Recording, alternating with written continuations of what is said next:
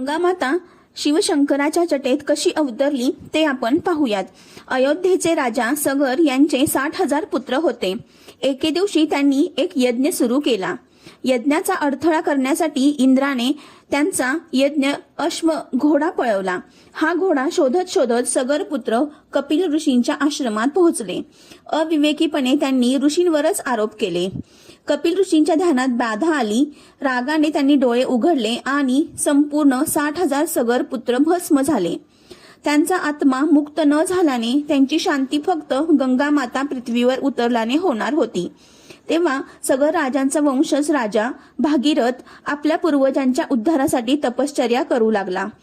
तपाने प्रसन्न होऊन गंगामाताने सांगितले, मी पृथ्वीवर उतरले तरी माझा प्रचंड वेग पृथ्वीला फोडून टाकेल, मला कोण थांबवणार।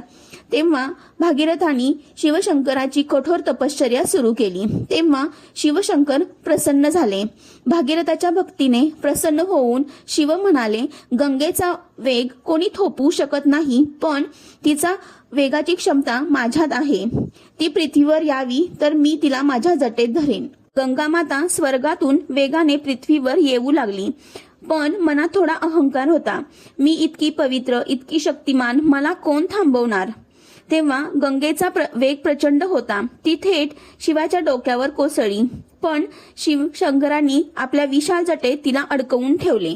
गंगा स्वर्गातून पृथ्वीवर झेपावली तेव्हा तिचा वेग हजारो विजांचा मिलाप जसा असेल तसा प्रचंड होता। ती थेट पृथ्वीवर आली असती तर पर्वत उद्ध्वस्त झाले असते, नद्या भरभरून वाहू लागल्या असत्या, पृथ्वी तुटून पडली असती। गंगा वेगाने खाली पडली तेव्हा शिवानी तिला आपल्या जटेमध्ये अडकवले व ती एकदम सगळी खाली पडू नये म्हणून शिवानी जटा गुंफून ठेवली आणि गंगेला 1000 लहान प्रवाहामध्ये विभाजित केले।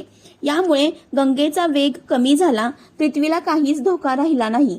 गंगामाता शिवांच्या जटेत अडकली तेव्हा तिचा अहंकार क्षणात नाहीसा झाला। गंगा नम्र होऊन विनवू लागली तेव्हा शिवशंकर म्हणाले, देवी, नम्रता आणि पवित्रता या दोन्ही महत्वाच्या। आता तू पृथ्वीवर जाऊन सारे लोकांचे कल्याण कर। त्यांनी तिला जटा सोडून गंगेला हळूहळू मृदू प्रवाहाने खाली उतरू दिले। मग भगीरथ पुढे पुढे जात होते आणि गंगा त्यांच्या मागे वाहत होती। यालाच म्हणतात भगीरथ प्रयत्न। शेवटी गंगामातेच्या पवित्र जलाने सगर पुत्रांना मोक्ष मिळाला।